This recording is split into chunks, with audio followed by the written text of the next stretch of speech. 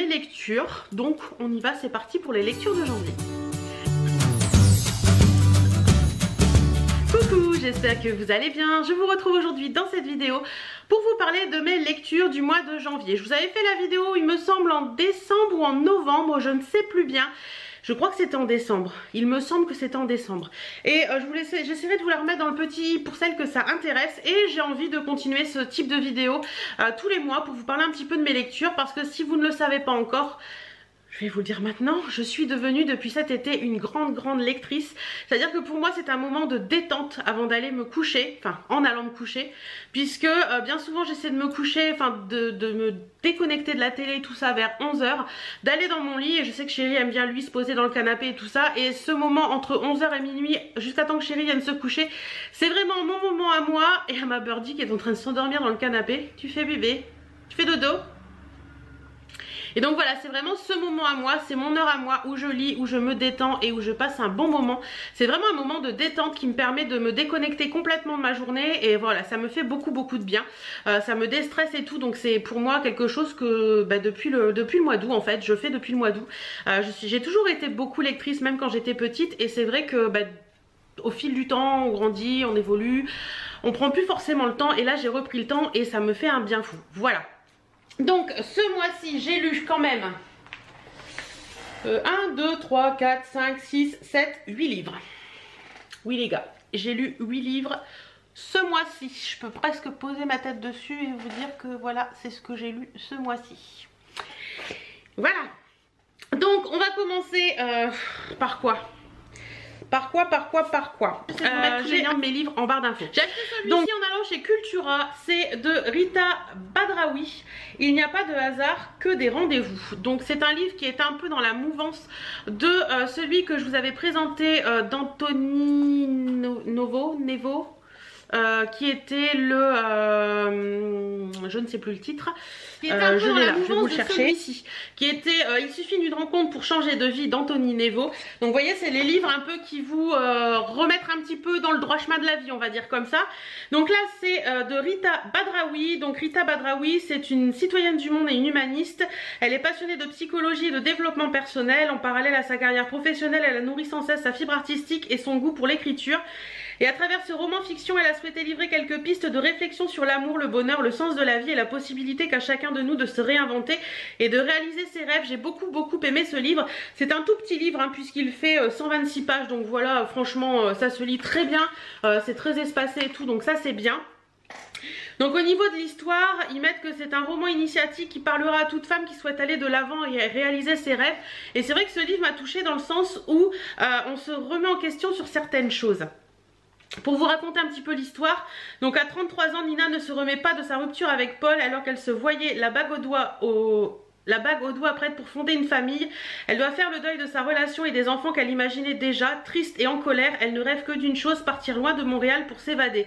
Par chance, elle gagne un séjour dans une auberge, l'auberge de vie. Alors qu'elle croyait y passer quelques jours de repos, Nina découvre un univers où elle fera des rencontres qui transformera à jamais sa vision de la vie.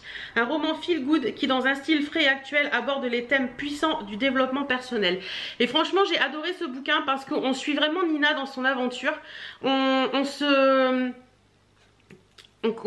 c'est, je cherche le mot qui va pas sortir. On s'identifie, voilà, on s'identifie à Nina dans cette aventure par le fait que nous, je pense qu'on a tous à un moment dans notre vie, à un moment où on se dit il manque un truc à ma vie quoi. Il manque un truc à ma vie, ou même si on est très heureux dans notre vie, mais on sait qu'il y a un petit truc en plus qui ferait que ça irait mieux, ou on a besoin d'un petit déclic en plus qui fait que ça irait mieux. Et ce livre franchement il m'a fait réfléchir sur plein de choses, surtout en ce moment où c'est un peu compliqué dans ma tête. Vous le savez pourquoi si vous suivez mes vlogs. Et j'ai beaucoup aimé ce livre et franchement je ne peux que vous le conseiller. Alors pour celles qui ont suivi mes dernières vidéos, à chaque fois je vous dis je les mets sur mon compte, sur mon groupe, la boîte à lire de Facebook, qui cette fois-ci sera en barre d'infos, je vous l'assure. Voilà, je vais le mettre celui-ci sur la boîte à lire et à chaque fois que je vais tout simplement mettre un petit mot à la fin peut-être, je pense, un petit mot, mon nom et la date. Et quand je l'enverrai, j'aimerais bien que la personne les fasse suivre. Voilà, je veux que cette boîte à lire sur Facebook fasse ça. C'est-à-dire que quand vous trouvez un livre, s'il vous intéresse, on fait un échange de livres et moi je mets un mot et j'essaie de faire suivre les livres un maximum et j'espère que derrière vous ferez pareil pour qu'un livre c'est fait pour vivre, c'est pas fait pour rester dans une bibliothèque. À part certains que je ne pourrai jamais donner, je vais vous en parler après. Mais voilà, donc voilà un petit peu, celui-ci franchement il est très bien. Si vous voulez lire, essayez d'aller voir sur mon groupe la boîte à lire s'il est encore disponible. Je m'en occupe tout de suite après cette vidéo de les mettre. Enfin, je les mettrai quand je mettrai cette vidéo en ligne, ce sera plus simple. Donc voilà, celui-ci, franchement, je vous le conseille, il m'a fait beaucoup de bien. Ensuite, j'ai lu également ce livre que j'avais acheté chez Nose. C'est de Valérie Damido, c'est Le cœur sur la main, le doigt sur la gâchette. Alors, je dois vous avouer, quand j'ai acheté ce livre, je n'avais pas du tout... Je m'étais intéressée à l'image et au titre qui m'a attirée. C'est aux éditions Michel Lafon. Je n'avais pas du tout vu que c'est un livre de Valérie Damido quand je l'ai acheté directement chez Nose. Et quand je suis arrivée à la maison, quand je me suis dit mince, c'est Valérie Damido. Valérie Damido, je dois vous avouer que c'est pas forcément une présentatrice que je porte dans mon cœur. Je trouve qu'elle est très exubérante, qu'au bout d'un moment, enfin je l'aimais beaucoup quand elle a commencé DNCO et au bout d'un moment elle m'a gonflé, donc j'avais complètement arrêté de la suivre et dès que je la voyais c'était un peu comme un urticaire quoi, ça me gonflait de la voir. Et je me suis dit bon, tu l'as acheté, tu vas lire ce livre, et ben franchement ce livre je l'ai dévoré, il est juste génial. Il m'a appris à connaître Valérie Damido, à savoir qui elle est, à la voir différemment en fait. Et c'est ça que j'ai beaucoup aimé. Elle nous dit par exemple, j'ai grandi dans une banlieue grise cernée par les tours, du béton, du gris clair, du gris foncé, du gris sale, du gris triste et sans âme, du gris à perte de vue. Je pense que c'est pour ça que j'aime tant la couleur. Le truc fascinant avec la banlieue, c'est que les cités ont toujours des noms qui n'ont rien à voir avec leur physique. Cité des fleurs, cité des ibis, cité des aviateurs, cité Victor Hugo. Il serait content, tiens Victor, de voir son nom sur un truc pareil. Donc elle parle vraiment de sa vie et elle explique beaucoup de choses et j'ai compris beaucoup de choses aussi sur le fait par exemple qu'elle mettait des couleurs quand elle faisait des Denko, mais elle était un petit peu obligée de faire ça parce qu'il y a des personnes qui sont au-dessus d'elle, etc.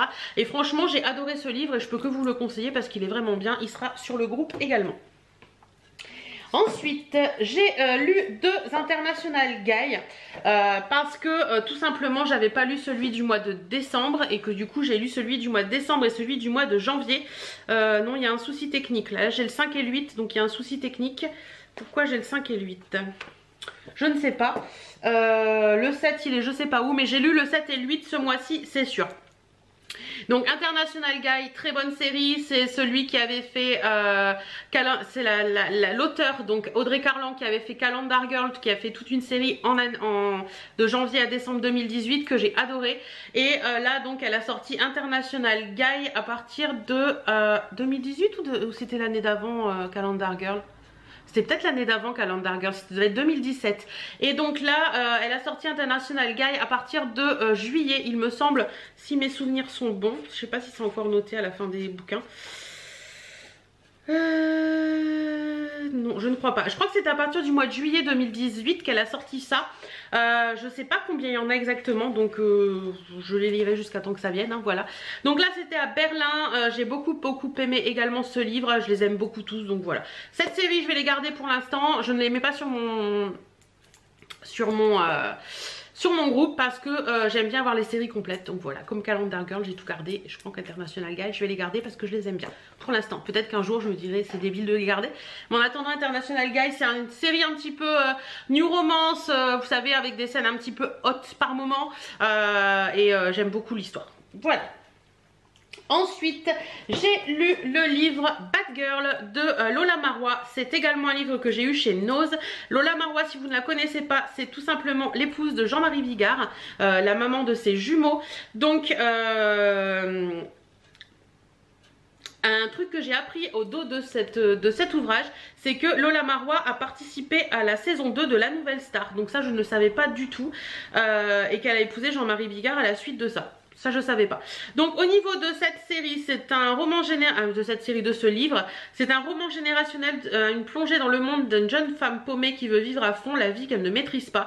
Alors je dois vous avouer que ce livre est un peu hard, un peu cru, puisqu'elle nous raconte l'histoire de Enya, qui est une jeune fille trop donc trop belle, trop feignante, trop cul, trop défoncée, qui veut juste profiter de la vie et c'est pour ça qu'elle choisit d'être escort girl, parce que sa maman a une histoire qui est assez compliquée et elle a besoin d'argent et elle a choisi d'être escort girl pour ça, et ça lui rapporte énormément d'argent dans sa jeunesse, et elle va je veux pas vous en dire trop en fait, donc ils mettent, mais quand les années passent, le plaisir des débuts s'estompe et la ramène au réel. Alors Enya se marie, fait 2 enfants à un homme riche qui ne connaît rien de son passé.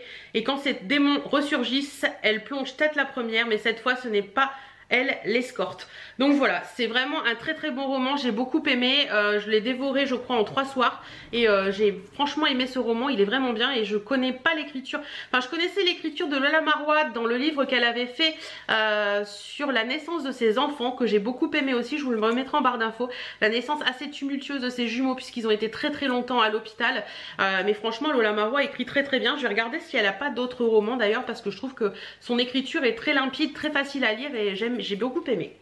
Celui-ci se retrouvera sur le groupe également. Ensuite, je me suis offert celui-ci de Virginie Grimaldi. Il était grand temps de rallumer les étoiles. Alors celui-ci, ce livre, quand il est sorti, je me suis dit il est pour toi. Déjà, voilà. Je sais, j'ai un gros problème avec les étoiles. Bref. Donc voilà, ce livre, je l'ai dévoré également, il est donc ce livre en fait génial. Nous raconte l'histoire d'une maman et de ses 2 filles. Donc c'est Anna qui a 37 ans, Chloé qui a 17 ans et Lily qui a 12 ans. Donc Anna a des gros soucis financiers, elle élève seule ses filles, le papa est un peu à l'autre bout de la France si vous voulez. Elle élève seule ses filles et elle a des dettes à n'en plus finir, elle a les huissiers au cul comme on dit. Et un jour elle se retrouve avec une somme d'argent qui arrive. Et elle décide tout simplement de tout plaquer et de partir en camping-car pour aller voir les aurores boréales et pour aller voir le Grand Nord avec ses 2 filles. Avec cet argent, elle avait 2 possibilités, soit partir, soit rester et valider ses dettes. Mais elle a voulu partir avec ses filles pour se rapprocher de ses filles et essayer de voir un petit peu comment on pouvait se recentrer et être vraiment en osmose avec ses filles quoi. Franchement ce bouquin il est génial, il est plein de rebondissements du début à la fin complètement. Je peux vous assurer que la fin je ne m'y attendais pas du tout, il est vraiment top, j'ai adoré le lire, il est gros hein, quand même, c'est pas le... Enfin je lis rarement des gros livres comme ça, mais franchement Virginie Grimaldi elle fait des romans mais tous plus sympas les uns que les autres. J'ai adoré lire ce livre. Virginie Grimaldi j'en ai déjà lu plusieurs d'elle et c'est une très bonne écrivaine, et voilà, j'ai juste envie d'en acheter d'autres parce que Virginie Grimaldi elle est top quoi. Et ce livre je l'ai adoré et je peux que vous le conseiller de le lire également. Je pense que je vais le mettre également sur mon groupe. Et pour finir, j'ai lu 2 bouquins de Domino Milo. Je crois que j'arrête pas de vous en parler de Domino Milo. J'ai les 4 décennies de Domino Milo. J'ai les 4 décennies de Domino Milo. La première décennie que j'avais eue à la FNAC. Ah, décidément j'en vais avec ma FNAC. À Cultura, quand j'avais rencontré l'auteur qui est dédicacé. J'ai eu la 2e décennie que ma meilleure amie m'a acheté et m'a fait dédicacer. J'ai acheté la 3e et la 4e décennie dans la foulée parce que je voulais vite savoir la suite. Donc j'ai lu donc la 3e décennie Hécatombe et la 4e décennie Éclaircie et Trahison, et j'attends avec impatience la 5e décennie que l'auteur m'a gentiment proposé de m'envoyer. Bien sûr je vais lui payer mais elle va me l'envoyer puisqu'il est sorti mais il n'est pas encore accessible au grand public. Alors moi j'ai pris, quand j'ai rencontré Domino à Cultura, quand elle m'a fait la dédicace, elle m'a demandé de lui envoyer un mail quand j'aurai lu son livre et de lui dire ce que j'en ai pensé. Ce que j'ai fait parce que je trouve que c'est important et j'ai adoré avoir cet échange avec elle. Et franchement je suis... ce sont des livres qui sont tellement poignants, tellement... ça vous emporte en fait. Vous voyez, j'ai lu le premier, il fallait que je lise le 2e. J'ai lu le 2e, il fallait à tout prix que je lise le 3e. Et quand j'ai fini le 3e, j'avais à peine fini le 3e que j'avais déjà commandé le 4e. Et à la fin du 4e, je me suis dit mais... il va me manquer quelque chose, il va me manquer le truc qui fasse que... Donc j'ai eu fini ces 4 bouquins, je lui ai envoyé mon mail parce que je voulais pas lui envoyer avant d'avoir fini les 4 décennies. Je lui ai envoyé mon mail en lui disant tout ce que j'avais ressenti. C'est vraiment des livres qui sont... ça raconte sa vie en fait de ces 1 an, le première décennie c'est 1 à 10 ans, après c'est 10-20, 20-30 et 30-40. Donc là on a jusque ses 40 ans. Elle a vécu une enfance très difficile, elle a vécu une adolescence encore plus difficile avec un homme qui n'a aucune pour qui elle n'est rien en fait. Elle a 2 enfants pour qui elle se bat constamment. 2 ou 3? J'ai un gros doute sur elle a 3 enfants, je sais pas pourquoi j'ai eu ce gros doute. Elle a 3 enfants en fait, dont un qui est né la même année que moi. Donc voilà, ça nous a, elle m'a fait, enfin c'est ce qu'elle m'avait avoué quand on s'est rencontrés chez Cultura. Et en fait voilà, quand je lui ai envoyé, j'étais très touchée de lui envoyer ce mail pour lui dire comment j'avais perçu un petit peu ses lectures. Et je lui ai dit que j'étais frustrée de ne pas pouvoir continuer, parce que pour moi c'est quelque chose qui m'a emportée complètement. Je me suis laissée emporter par ses lectures et ça m'a beaucoup touchée.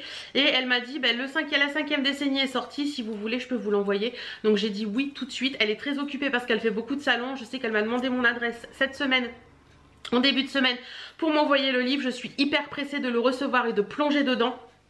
Mais franchement, si vous n'avez jamais osé ces bouquins de Domino Milo, foncez, achetez-vous au moins la première décennie, lisez-le et vous allez voir que vous allez vous laisser emporter et que vous n'aurez qu'une envie, c'est de continuer. Donc voilà, c'est dans les éditions Amalthée. Je vous mets des liens bien sûr en barre d'infos pour celles que ça intéresse, mais franchement, cette série là ça m'a complètement, c'est une histoire vraie aussi, donc c'est pour ça je pense que ça touche d'autant plus. Mais voilà un petit peu sur ce pour laquelle je vais finir cette vidéo. Je continue de lire, je crois que on est le 5 février, j'en ai déjà 2 pour le mois de février. Donc pour vous dire que j'ai déjà pas mal lu. Voilà, en attendant, j'espère que cette vidéo vous aura plu. Je vous fais plein de bisous. N'hésitez pas, vous, à me dire si vous avez lu un livre qui vous a beaucoup touché ce mois-ci ou dans les mois qui sont passés. N'hésitez pas à me le partager en commentaire, j'irai voir et s'il me plaît, je le lirai avec grand plaisir. Ou si vous avez des livres et que vous ne savez pas quoi en faire, n'hésitez pas à nous rejoindre sur le groupe. Promis juré, je pense à le mettre en barre d'infos. Comme ça, on peut s'échanger des livres et comme ça peut permettre de dépenser moins, puisque les livres ça vaut quand même un peu cher quand même, comme pour une personne comme moi qui n'arrive pas à lire des livres de poche, c'est un peu compliqué. Mais voilà, n'hésitez pas à aller voir le groupe. En attendant, moi je vous fais plein de bisous et je vous dis à très bientôt dans une prochaine vidéo. Salut!